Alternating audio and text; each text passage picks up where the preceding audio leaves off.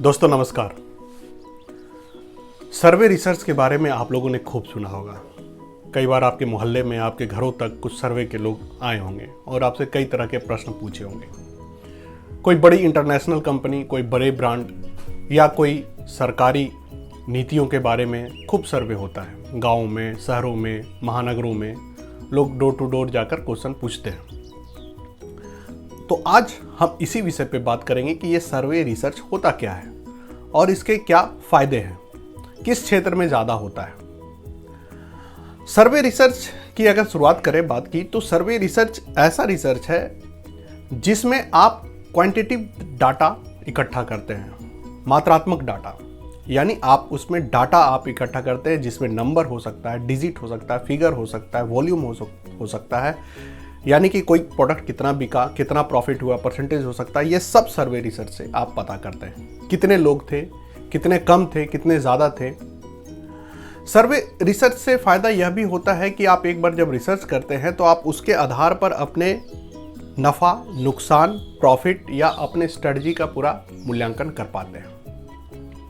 सर्वे research आपको यह भी जानकारी देता है कि आपने जो सोचा है और जो हुआ है उसमें कितना अंतर है। यानी कि आपकी जो स्ट्रेटजी थी और जो स्ट्रेटजी आपने सोच रखा था उसमें कितना का अंतर है। कुल मिलाकर सर्वे रिसर्च एक जानकारी जुटाना है। It is the collecting of information about a group of people by asking them question and analysing that question to conduct an effective survey. और आप ग्रुप ऑफ पीपल, इसमें टारगेट पीपल तय करते हैं। ऐसा टारगेट पीपल जिसमें कि एक सोसाइटी होता है, एक क्षेत्र होता है। पहले तो वो निर्धारित करते हैं सबसे पहले कि कहाँ पर आप क्वेश्चन पूछने वाले हैं। और जब जैसे ही वह क्षेत्र निर्धारित हो जाता है कि आप सर्वे बच्चों के बीच कर रहे हैं, बड़ों के बीच कर रहे हैं, उपभोक्ताओं के बीच कर रहे हैं या किसी खास इलाके में कर रहे हैं, उसके बाद आप क्वेश्चन तय करते हैं। क्वेश्चन यानी कि जो आप पूछेंगे सर्वे में। तो बहुत डिटेल में मैं नहीं जाऊंगा। सबसे पहले कि पहला जो इसका स्टेप होता है कि आप डिटरमाइन करते हैं who will participate in the survey. This is the first stage of the survey, that you fixed the level of participation in the survey. Who is the respondent to the question of the सर्वे।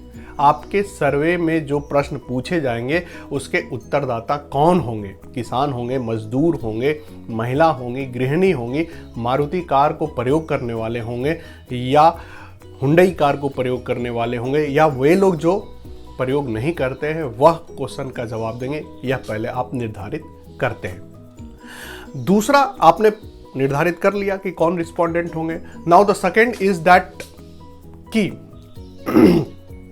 आप किस type के सर्वे करना चाहते हैं। यानी सर्वे में जो प्रश्न पूछेंगे आप कैसे पूछेंगे। ऑनलाइन पूछेंगे, मेल के द्वारा पूछेंगे या डोर टू डोर जाएंगे, फिजिकली जाएंगे, यह भी आपको निर्धारण करना पड़ता है। तो दिस इज अनदर स्टेप कि आप सर्वे में तय करते हैं कि प्रश्न जो आप पूछेंगे वह कैसे पूछेंगे। नाउ आपने निर्धारित कर लिया, अपना टारगेट ऑडियंस आपने निर्धारित कर लिया। आपने यह भी निर्धारित कर लिया कि आप प्रश्न जो है वह कैसे पूछेंगे। ऑनलाइन पूछेंगे, टेलीफोन से करेंगे सर्वे, या फिर आप डोर टू डोर करेंगे। अब क्वेश्चन की बारी आती है कि प्रश्न जो है, आप जो प्रश्न पूछेंगे वह प्रश्न कैसे होंगे।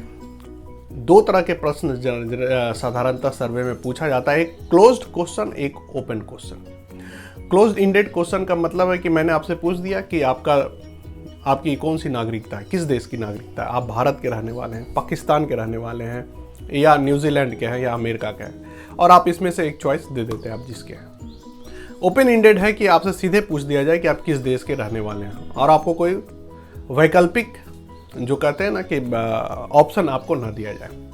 तो ये ओपन इंडेड क्वेश्चन है। तो दोनों तरह के क्वेश्चन पूछे जाते हैं, क्लोज इंडेड, ओपन इंडेड, और मिक्स्ड भी हो सकते हैं कि कुछ क्वेश्चन क्लोज हो, कुछ ओपन हो, या एक ही क्वेश्चन में हो सकता है कि आपको दोनों रहा है कि आप किस देश के नागरिक हैं, भारत के, पाकिस्तान के, न्यूजीलैंड के, अमेरिका के, या कोई अन्य आपके अनुसार। तो मिक्स भी हो सकता है। तो ये सर्वे के लिए क्वेश्चन है। और आपने फिर तय कर लिया, आप टारगेट ऑडियंस कर लिए, आपने तरीका तय कर लिया कैसे आप पूछेंगे, आपने फिर प्रश्न तैयार कर लिया कैसे। अब एक्चुअली आप उसको इम्प्लीमेंट करते हैं, यानी डाटा कलेक्शन के लिए अब आप भेजते हैं, आप उस क्वेश्चन को भेज देते हैं अपने रिस्पोंडेंट के पास।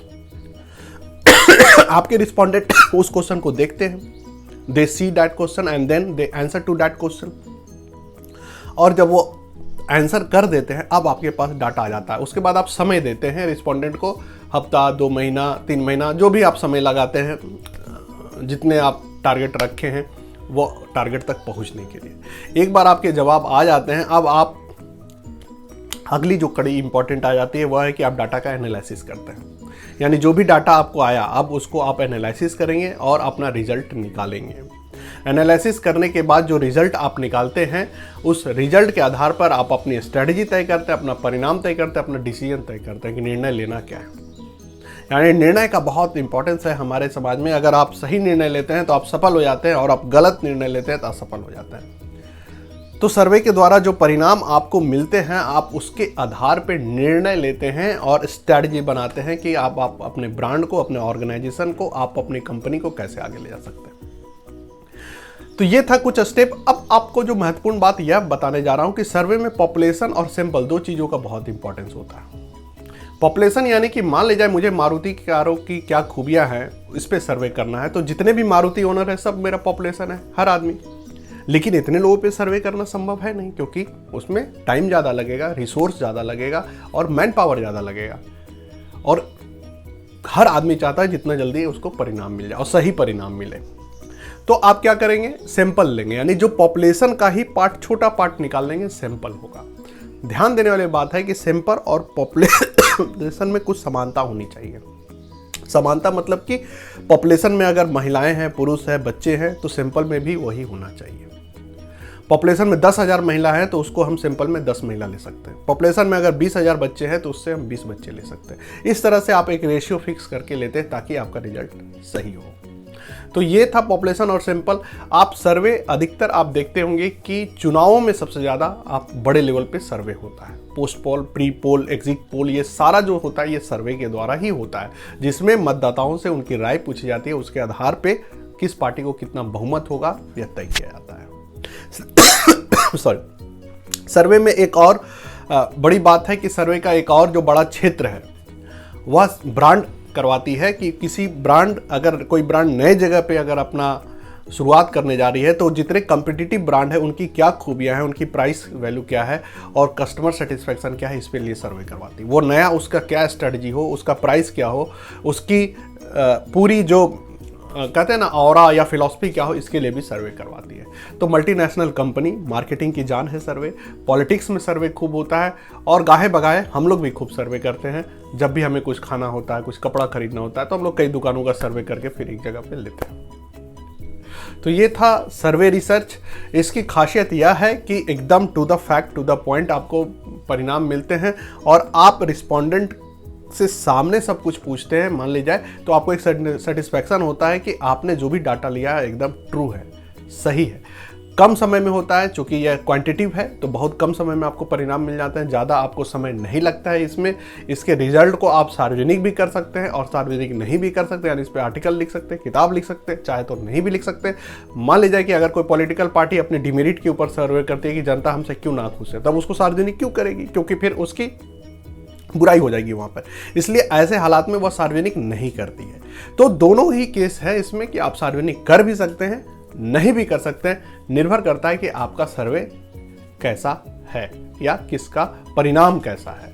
लेकिन हाँ, मूल्यांकन के लिए, स्व आलोचना के लिए, अपनी वृद्धि के लिए, अपने में क्वालिटेटिव चेंज लाने के लिए और आप इस सर्वे का पूरा प्रयोग करते हैं। तो ये था सर्वे रिसर्च। आपको कैसा लगा ज़रूर बताइएगा और कोई प्रश्न मन में हो तो कमेंट भी कर सकते हैं। चैनल को सब्सक्राइब नहीं किए तो ज़रूर सब्सक्राइब करिएगा। मिलते हैं फिर इसी तरह से महत्वपूर्ण विषय के साथ। धन्यवाद।